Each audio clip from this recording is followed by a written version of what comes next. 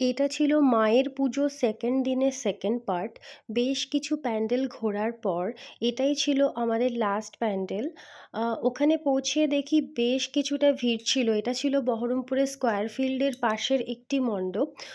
বেশ ভিড় থাকার কারণে আমি মাম্মামকে নিয়ে আর ভেতরে যাইনি। আমি একা গেছিলাম ঠাকুর দেখতে।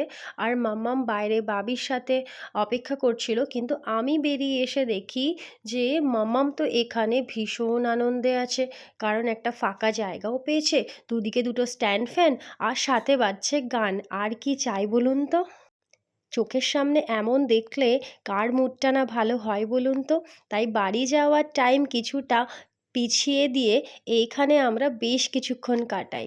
ও প্রতিটা গানে সুন্দরভাবে নাচ করে করে এনজয় করছিল। ওর বাবা আর আমি বসে সেটা উপভোগ করছিলাম। ও যতক্ষণ মন চেয়েছে ততক্ষণ ও সেখানে ছিল। আমরা ওকে একটুও জোর করিনি। আমরা জাস্ট বসে বসে তাকে দেখছি। এই যে ওখান থেকে এসে দিয়ার বাড়ি ঘুরে এসে মাম্মাম ফাইনালি বাড়ি ঢুকছে। আর ও কিন্তু ওর নিজের কাজ নিজে করতে পছন্দ করে। এই যে ওর ন্যাপিটা শেষ হয়ে গেছিলো, তাই ওর মামুর দোকান থেকে ন্যাপি নিয়ে আমরা বাড়ি ফিরছিলাম। ও তো কিছুতেই আমাকে নিতে দেবে না, ও নিজে ক্যারি করবে। আর আমিও না ওকে ছোট ছোট কাজগুলো করতে দিই। তো আজকের দিনটা